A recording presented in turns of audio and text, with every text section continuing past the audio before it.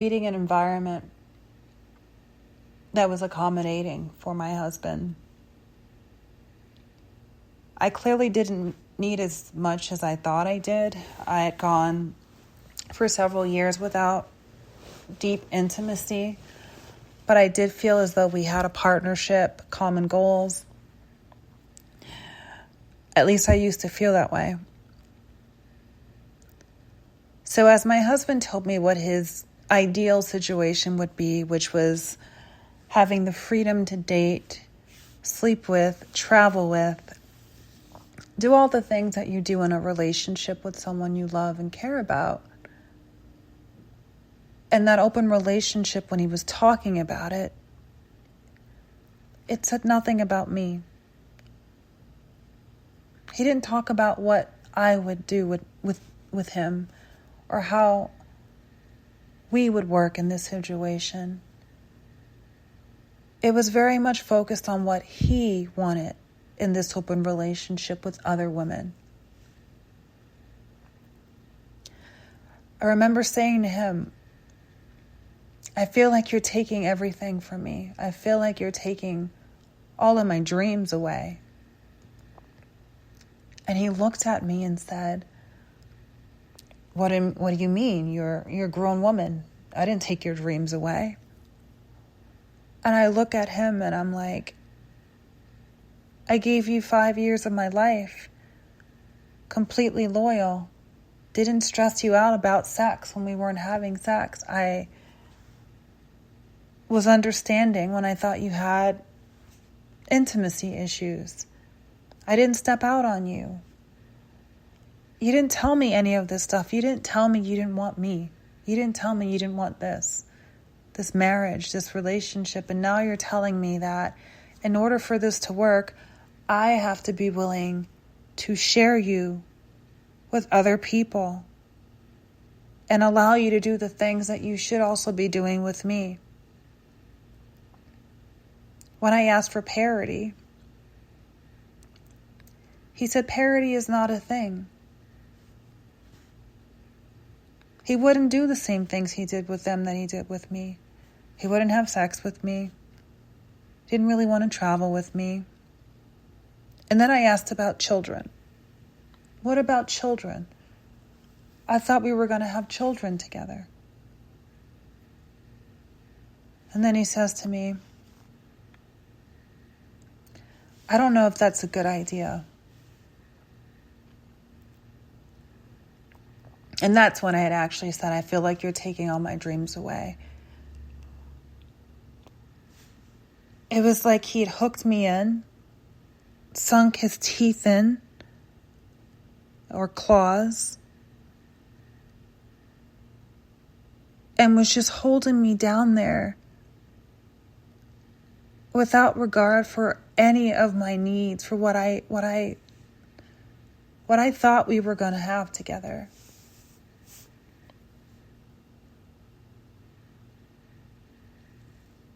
I don't know how to respond to that.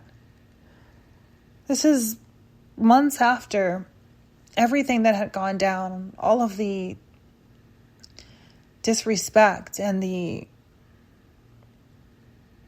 embarrassment and the shock that I had gone through.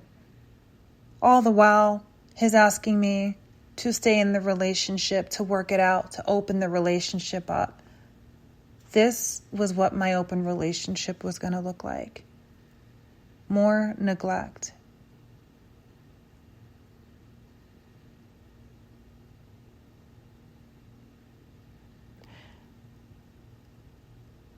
I think I was too weak to leave. I had started out in the relationship confident and secure. And then slowly over the years, as my partner pulled back affection and attention and started to treat me more like a colleague and a friend, which is totally fine. A friend is great. But now, since this betrayal was in the light, he wasn't even interested in friendship. He seemed to despise me for existing, for standing in the way of his happiness, all the while not just going for the happiness when I opened the door and said, please go. I'll go. You can have your happiness. It's okay. It was really cruel. It was, I don't want you, but I don't want you to go out either. It's like an old toy, a toddler with the toy that doesn't want the toy unless someone goes to touch it. He didn't want me.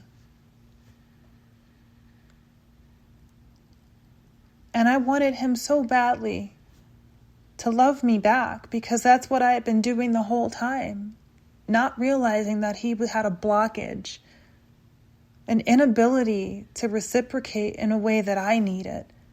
But I didn't even know that. I just thought he was a real laid-back, chill, super relaxed guy who wasn't really into sex. I didn't know he was starving me for no reason. I didn't know that he was asking for an open relationship so that he could set it up, so that I could watch him do all the things with everyone else but me. I didn't get it. It doesn't make sense.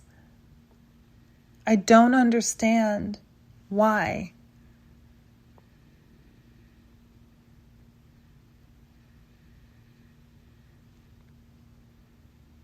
And then I realized it's not about me. I could have been anyone else. Anyone in my position. Anyone who had met this man and had fallen in love and thought to invest in a relationship would find themselves in this position. It wasn't the woman, it was him. And the scary part is it takes years for you to realize this is happening.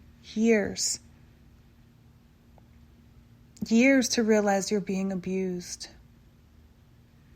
Years to realize you're being neglected and gaslit. Years to realize that people in his life believe that you are the problem. Which is why when they're cheating on you, or when he's out with someone else in their company, they're encouraging it because I'm the bitter woman at home who's stressing him out. All the while, we've not had the conversation at all. He's not articulated that at all. He's not said anything to indicate that he's unhappy. It's not fair. So boundaries don't exist. If you lay a strong, clear boundary about what you will not tolerate, what I've noticed is they'll take it in. They'll say, oh, okay. And then slowly they'll break it down. Slowly. So instead of him telling me that he was cheating on me, he just didn't say anything.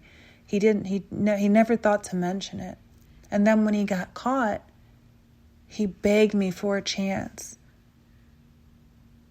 And when he had the chance, instead of him cultivating the relationship, he took that opportunity to say, well, you told me we could have an open relationship. And if you don't let me do this, that means that you're not being honest about the open relationship. And no matter how many times I would say to him, I don't have a problem with an open relationship. I have a problem with you not dating me and dating everyone else. And no matter how many times I would say that to him, he wouldn't hear me. I was jealous. I was controlling. It had nothing to do with what he was doing, which was neglecting me, treating me like I was the side chick, treating me like I was the dirty little secret, treating me like I wasn't the person who had been there with him for years.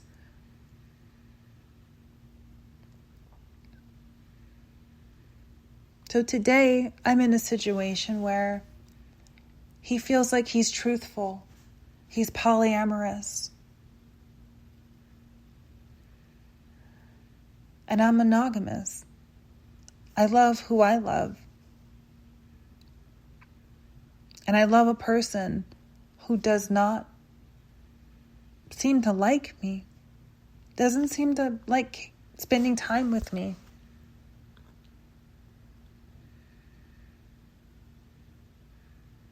It's miserable because while I go through this feeling of unreciprocated love, there are moments where he does seem like he likes me, where he does seem like he loves me and adores me, where he holds me like he used to, where he acts concerned.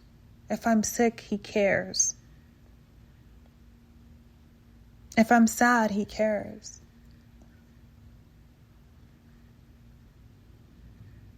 But I can't be sad all the time. That's not attractive. That's not fun. So I don't talk about how I feel sometimes.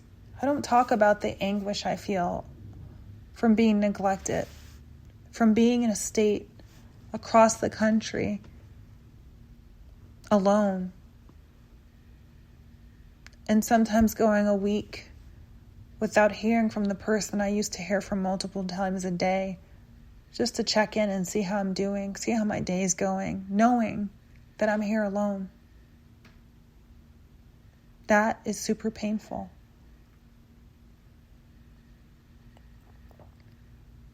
So boundaries don't exist.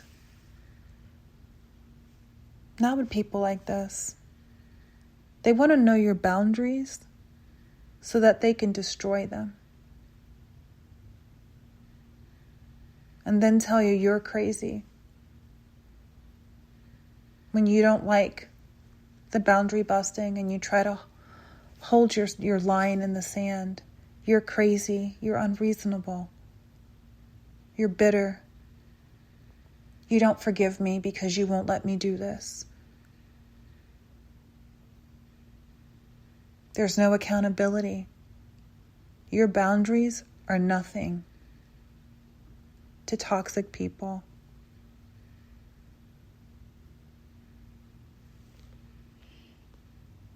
That's all I have for you. It's frustrating. I don't know how I'm going to get out of this situation. My soul feels broken. My brain feels foggy. My heart hurts.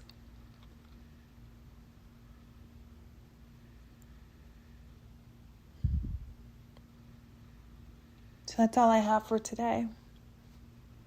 Thanks for listening. And I'll talk to you soon. Take care.